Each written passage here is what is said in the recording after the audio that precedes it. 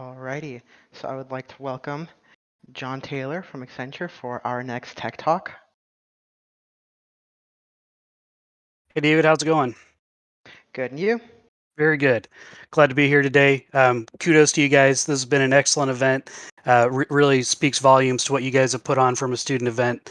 So really excited to be here and talk with you today. And we're glad to have you. All right. Well, we can go ahead and kick it off.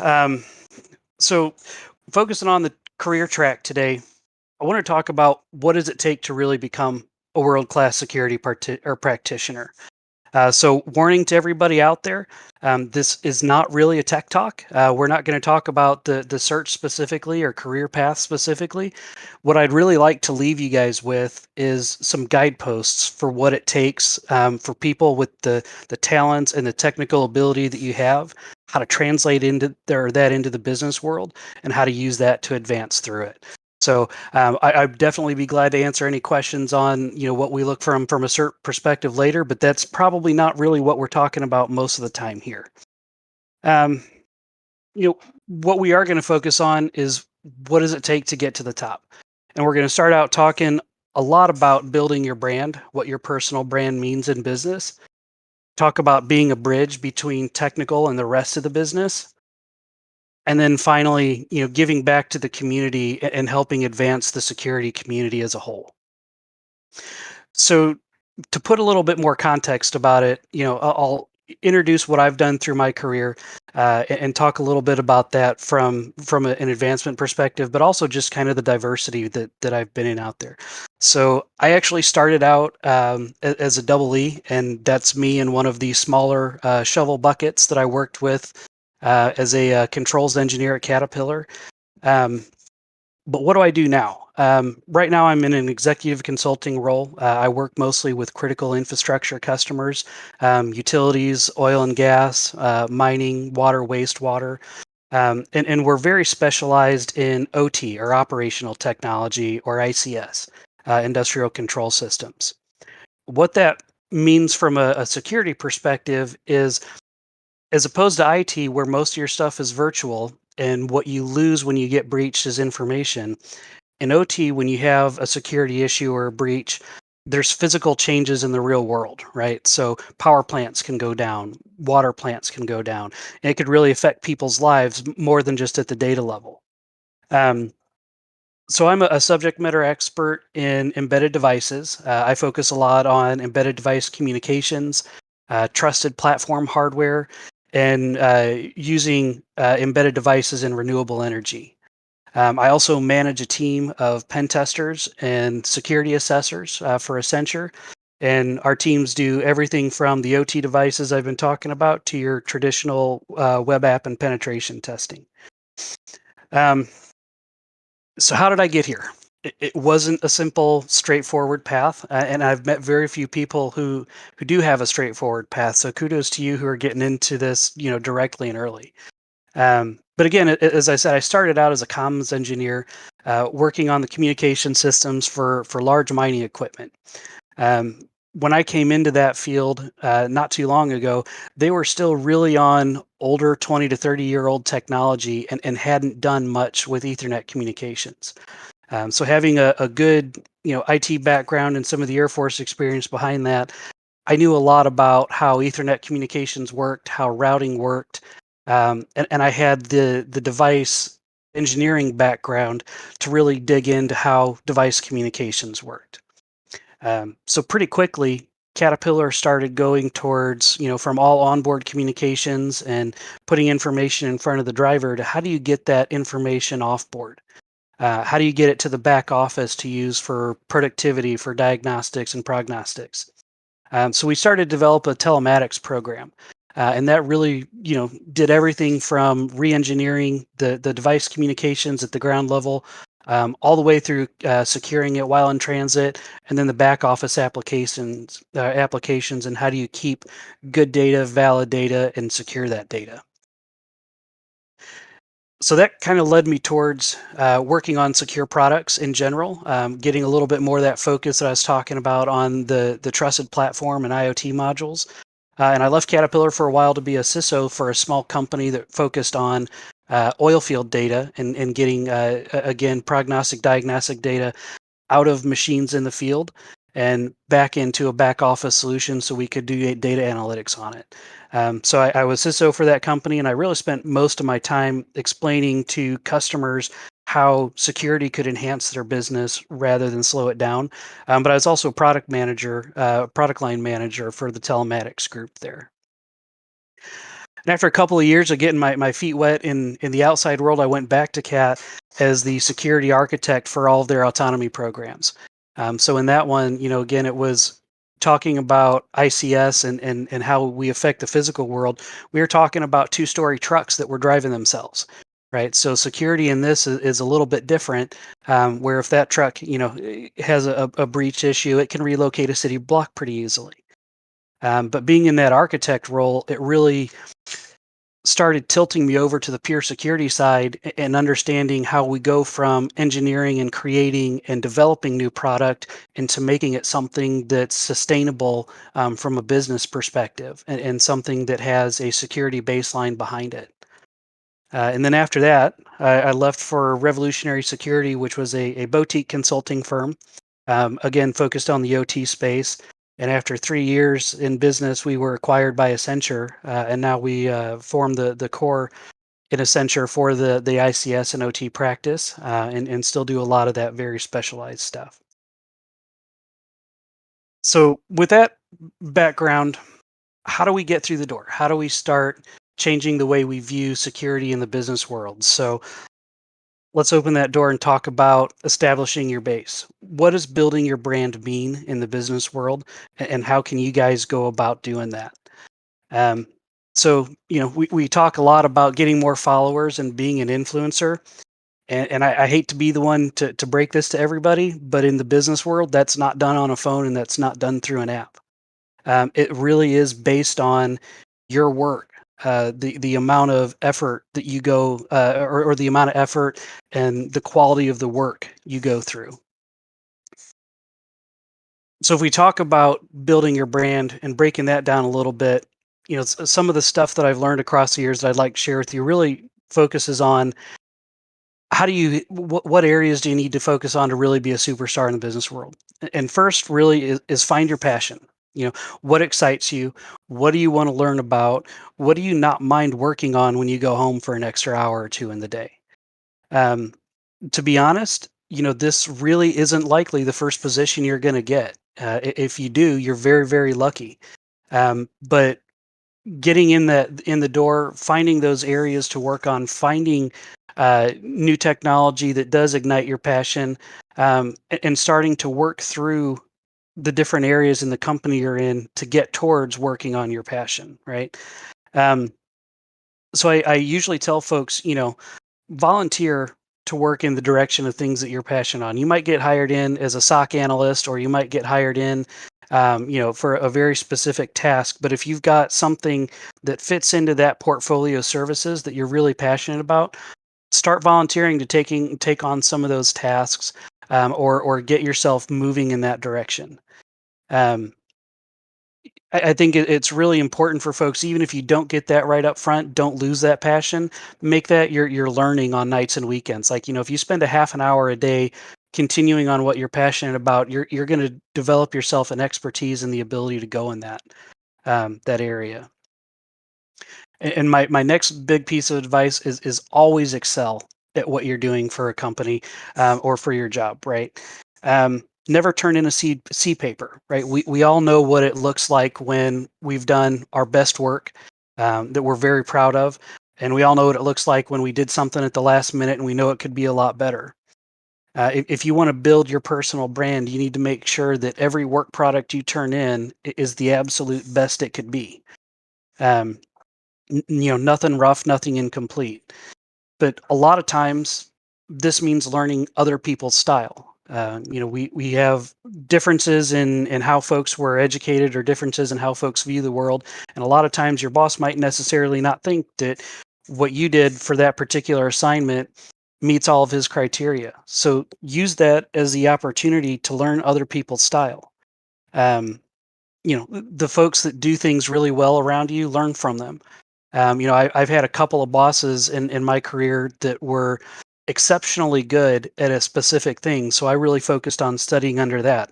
My last boss at Caterpillar was not a very technical guy, didn't understand a lot of the security stuff going on, but he was a master in talking to customers in a business and legalese perspective that I'd never experienced before.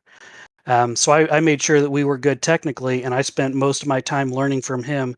How do we change our communications when we're going from inside our company to outside our company? I also had my very first boss at Caterpillar was one of the smartest people I've ever met. And his personal motto was, If I say it in public, you can be guaranteed that I know it's right." And I never was able to call him on anything, but it goes back to that, you know, always making sure that if you're going to volunteer information, if you're going to be, pushing stuff out there, do the absolute, be absolutely sure that what you're telling people is correct. And if not, make sure that that part's understood. And so one of the unfortunate sides of being, early in the career field is we've all got to do the grunt work. Everybody's been there. We all have to start at the bottom, but embrace it, kick its butt. By proving yourself, you really set up your future choices. If you're able to go in and take things that you're not excited about, but still produce good work product, that gets noticed real fast. I mean, it's very easy for everybody to go in and be, do their best work when they're really excited about it. But be the guy who does the great work when you're not too excited about it. And I think one of the most important aspects of this is don't be afraid to ask for help. Um, One, you get a lot more positive reaction for folks if you go in and say, "Hey, I need some help with this. I don't understand this," rather than trying to BS your way through it, because they probably have some of that knowledge and can call you on it pretty quickly. But it also shows that you're willing to accept other people's knowledge and understanding of the places. So, um, you know, be out there, go ask for help, be proactive on it. Don't wait for people to tell you, "Hey, this isn't quite it." Go out there and say, "Hey, check my understanding on it," or "Tell me about this because I'm still learning." And you'll find you'll get a lot of good reactions from your teammates that way. So next up, I like to go with the find a need, fill a need concept. Um, again, realistically, you're going to be hired for a very specific task, but don't let what you got hired for limit your opportunities for what's available there. See what else is available in the area. See what other things that you might be interested in that you can work on, and make sure you fulfill that first need, but be willing to ask. When I started my internship with Caterpillar, I sat down and my boss, or my boss at the time, asked me, "What kind of programming do you do?" I said, I understand these languages. I can do this, but I'll be honest with you. I don't want to be a production coder. It's not really what I'm after. I want to be a systems engineer instead." And he said, "Okay, then we'll set you up with the systems team." And it wasn't until 3 or 4 years later that he told me I was supposed to be hired in specifically for a coding role. But because I had, voiced that opinion of wanting to be a systems engineer, they needed one of those too. They just didn't have that rec open, and he moved me over and found someone else that wanted to be a coder. So don't be afraid to find out what's out there and what you need to fill that gap. Even as recently as this week, there's some new vulnerabilities. I guess, well, not necessarily new, but some vulnerabilities in Windows DCOM, which is how Windows talks to physical devices. That's going to be an upcoming issue for anybody in the ICS world. And I had heard about it, and then my boss asked me what I knew about it, and it was pretty small. And my first question is, "Do we need an expert in this area?" I said, "Absolutely. This is going to really start affecting our business." So, starting next week, I get to go learn how to be an expert in Windows DCOM. So, always look for that need that's out there and fill that need, and you'll be really indisposable to your team.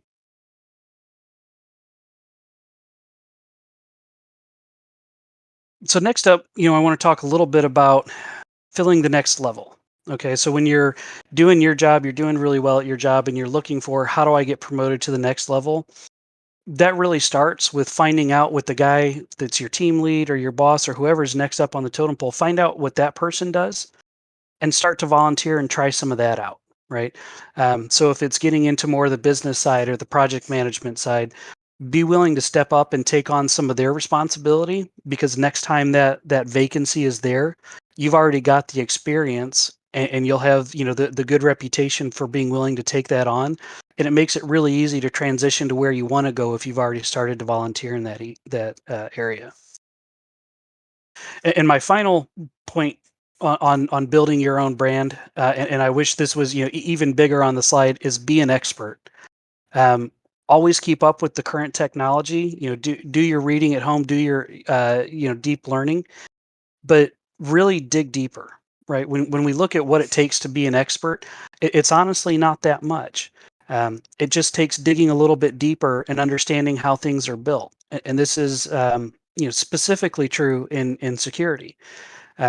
If you go in and run a Metasploit or a program that goes and finds an attack, or finds a vulnerability out there, there's always an easy way to go find out how to exploit it, right? There's code out there for it.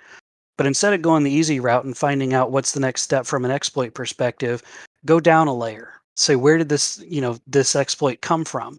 Dig deeper and find out what code makes this type of an exploit possible. And that'll be a really difference in your understanding versus the 9 other people standing next to you.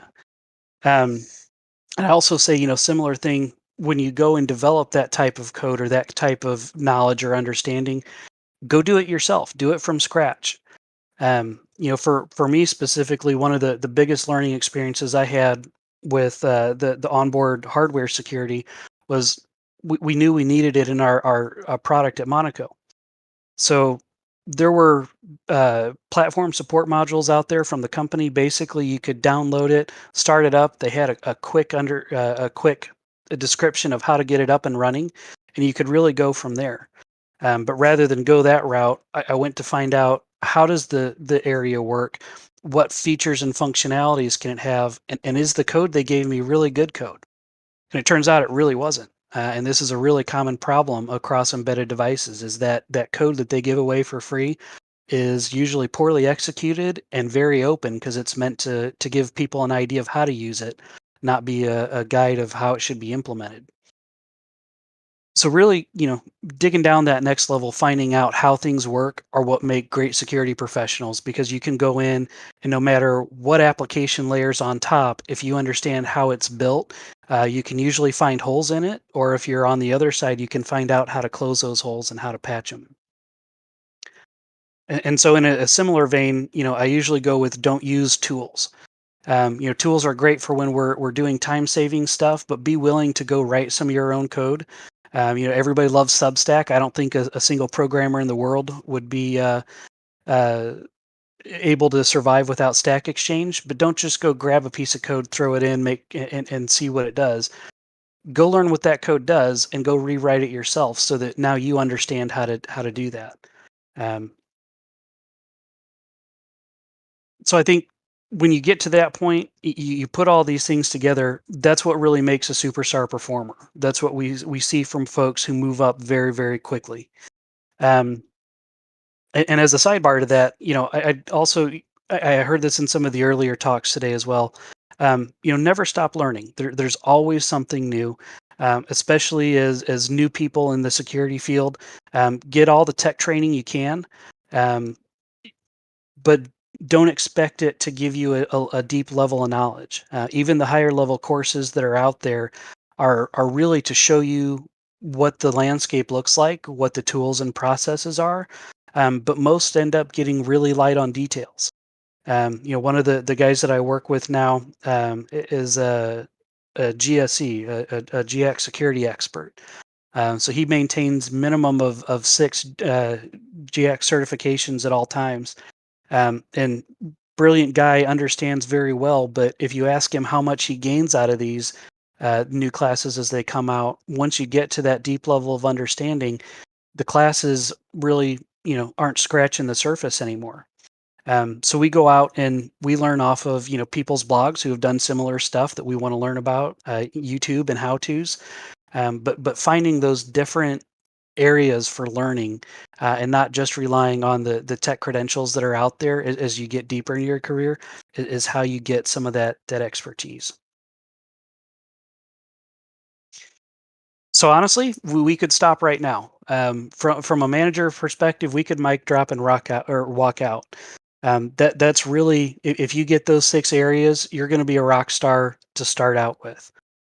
But if you really want to take it to the next level and get outside of just the tech career path and start moving within a company or within an industry, there's a couple more things that you really have to understand. And the next is how to be a bridge, how to build your business acumen. So, in my opinion, and I had Logan as an intern this year, and he heard this from me many times over last summer. There's no skill that can advance you faster in business than your ability to write. So learn technical writing. Make that a core a core functionality of what you do in every day. Being able to explain concept or technical and complex issues to people who aren't experts in your area is really what most of our jobs will be about. You can be a great hacker, you can go in, find exploits, but if you can't sit down with a customer and tell them how this exploit affects them, or what the value of fixing it is, or what the value of not fixing it is, you haven't really done much for them, because we can always there'll always be a new exploit, there'll always be a new thing to find, but you have to be able to convince folks of what the benefits are to going and fixing it, and that it makes business sense to go do so. And being very specific in your writing is the best way to tackle that bridge. I took a class my junior year that was focused on technical writing, but the teacher did the most, or professor did the most annoying thing. For all the papers in that class, if you used it's, that, they, or those more than 3 times, you started to lose 5 points for every time you used it in the paper.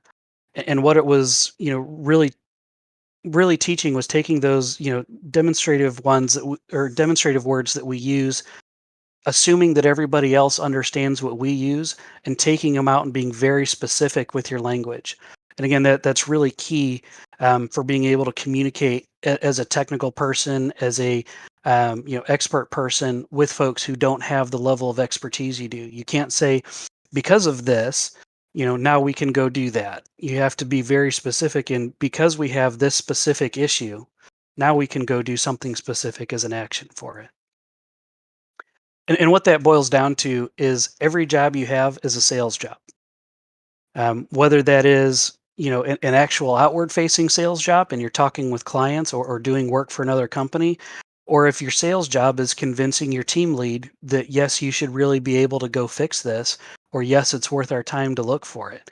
You're always selling people on the ideas of what you want to do to advance your project, your program. Um, so it's really key to learn how to do that kind of communication to get those ideas accepted and communicated with folks so that you can press on. And next, I'd go with learn to speak other languages, but those languages are, not necessarily different um, different languages per se, as much as different areas of business. So learning how to speak business, learning how to communicate with engineers or development teams, or even learning how to speak manager really can help you out. Um, there was a lot of times where we assume that people understand what we're trying to communicate or how we're trying to communicate, and it doesn't necessarily go across, right? So um, a lot of business now runs on PowerPoint, right? And you have to be able to communicate with a business group in a PowerPoint format, and you don't want to put a wall of words on a slide. So if you've noticed, all these slides, we're down to just a couple of points and a couple of visual ideas that capture it. That's speaking business rather than technical. If it's supposed to be a white paper, it needs to be a white paper, but you have to be able to change and communicate in a different format. It's part of the reason why memes are such a powerful communication tool, because you're able to put context and emotion with a simple idea and really get your point across.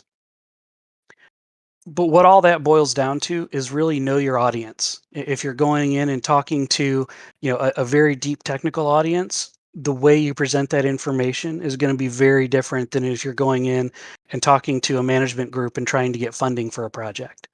And you really have to understand what that audience needs out of it and what format they're able to consume it in. So really from the acumen perspective, there's a lot of different languages in business, and the quicker you learn the other team's languages, the better off you'll be. And that really goes into very a simple and very effective way to be a core team member, and that's being able to bridge different business areas. Um, there's always constant battles in business, whether they be between product groups and security teams, engineering groups and security teams. But if you're the person who can understand both of those languages, you're really going to be in a great position. And I put the Google Translate down there. If you can translate geek to manager, you're in a really good spot. And I say the geek with love because I are one. But when we look at some of the ideas out there, one of my most memorable conversations in all my years of business was as a security architect at Caterpillar, I had an issue that came up between our global IT team and our engineering team. And the engineering team that came forward was the same engineering team that I had worked on, and the IS team was my current team, and we'd found a security issue that we were talking about. And so being able to go back to the engineering side and explain to somebody who was a very good friend of mine, and said that, hey, what you guys are saying is an issue here. It's not possible. I didn't write the code to do that. It doesn't do that. And I had to explain to him that from a hacker perspective, from a security perspective, I don't necessarily care what code you wrote. You have to understand that I'm going to find out what you turned on, and I'm going to use that part against you. And on the same side for the GIS side, for the IT side of the house, I had to explain to those folks that, they're like, well, this is a simple fix. You can't have root in this thing. It's not allowed. And I had to explain to them that that's not how embedded devices to work. Because we have, the need to communicate on serial links and actually write out to physical chipset, you can't do that as a user. That's not how kernels work. That's not how they're built. And they didn't have the level of understanding on the engineering side to understand that what was simple to them, which is, don't give root to people, didn't work in the engineering. So by being that person who can talk to both groups, you're going to have amazing success, being able to advance and help companies understand problems, at different levels. So the final one I'd like to talk about is being a teacher. I think this has come up in a couple of the talks earlier today too, but being a teacher really makes you a better student. So if you get the chance, as soon as you start getting some of that expertise and you've got new people coming in behind you, be the mentor for them. There's nothing you can do that will solidify your knowledge better than explaining it to someone who doesn't know anything about it. And so being that kind of a technical mentor is going to increase your knowledge. It's going to increase, other things we've talked about, like being able to communicate with people who don't necessarily understand, and being able to, rephrase it and put it in different terms as people are coming up to speed. I also really like to push people to do event presentations. Things like, this group, this is actually a very new one for me. I always usually do very technical conversations. I've done presentations for state utility boards, for ISC squared conferences, for SANS conferences. But this is a new branch out for me in doing something that's a little more on the soft skill of security and technology. But getting out and getting in front of people and putting these thoughts together is a great way to get your name and knowledge out there, but also help establish you as a leader in that field.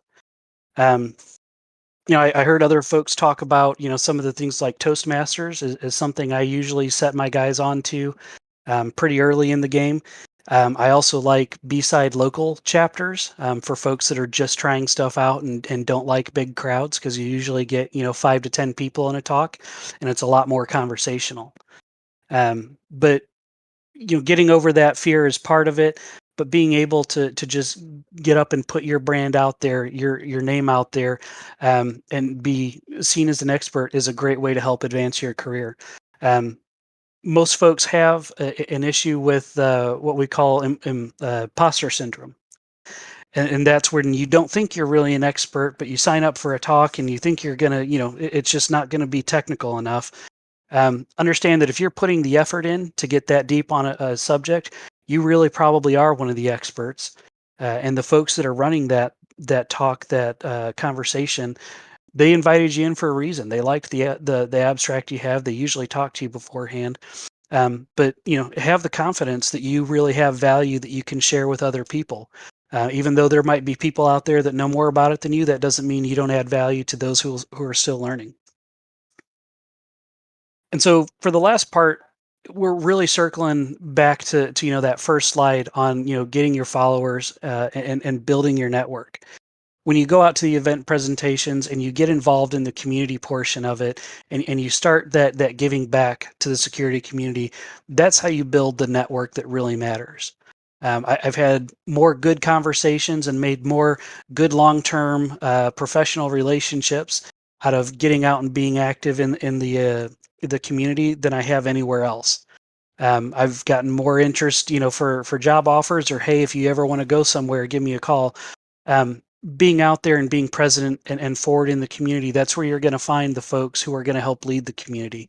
So I encourage all of you to go through, take on some of those challenges, and really give back to the security community as you get more advanced in it. So that's really all I've got. I really hope this gives you guys some insight, some good things. And like I said, if you keep those core 6 ideas behind you on building your personal brand, you're really going to have a great career in front of you. Just by participating in an event like this, you're already head and shoulders above the folks that are just doing coursework and don't have much experience. So keep up that drive to go find new fun things and find new ways to learn. It'll serve you very well. So we want to take any questions at this time? Yes, so we'll leave the floor open for questions. If anyone has any questions, we'll put them either in the YouTube chat or in the Q&A channel. Okay, so our first question comes from Mehul. Are there any OT devices for consumer use that we can get our hands on for home lab? I'm trying to get hands-on experience with monitoring/logging OT devices and eventually be able to perform pen testing on this device. Great question. And yes, there are tons of them. I would look, there's a couple of different things that I'd look at. The first would be just looking at Raspberry Pi, because believe it or not, a lot of OT devices, you crack them open and somebody's just put a Pi in a box, right? And those ones are really easy to break apart.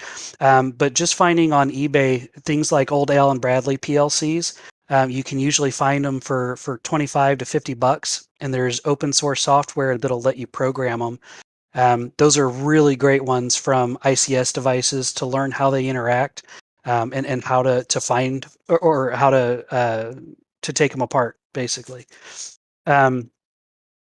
Anything that has a NXP chipset in it. So there's lots of like Pico PCs, or even some of their NXP device development boards. Those types of things, again, you can find them used on eBay for between 25 and 50 bucks. And those are the ones where you can really get down. When you get those development boards, you can get down and look at the pin level of how do you hack a device. So when people have, hey, I found this side channel attack, what does that mean? How can I recreate that? Those dev boards give you all of that connectivity option to be able to go try those things out. So yeah, tons of stuff out there. Most of it you can find used by a generation or two old, because really the technology isn't that different now. And you'll be able to find a lot of good stuff to use.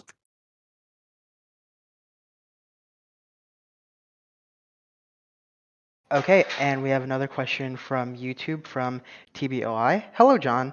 Do you have any advice on becoming a leader and teaching others with your knowledge? Yeah, again, a little bit back from the presentation is really, for me at least, to become a leader, you had to become that expert first, and then be willing to share that with others. So my biggest advice is, find that area you're really interested in, become that expert, and start making splashes in the puddle. Go do your local B-sides thing, and or go find a company that's interested in that type of that type of technology, and really make a splash there. So I mean, it's really all about getting the information you have, the knowledge you have, out to folks in the real world, or out to folks outside of your normal circle of influence. And that pays dividends internally, and it also opens up, opportunities externally. I know security right now is one of the hottest areas. It's very easy to say, "Hey, I want to go do something different," and there's going to be at least 5 people out there to help you do that. That's a great way to have that skill set, get that ready, and go out and find a good opportunity to fill with it. So I know it's kind of a vague answer. Hopefully that helps some, but it's all about getting your name out there, and getting that baseline under you, and helping the people around you. That really is what people gravitate to. Alrighty. Does anyone have any other questions? All right. Seems like we have no more questions. Thank you very much, John. Appreciate it. Thanks for having me here, and hope you guys do great in the rest of the CTF, and good luck.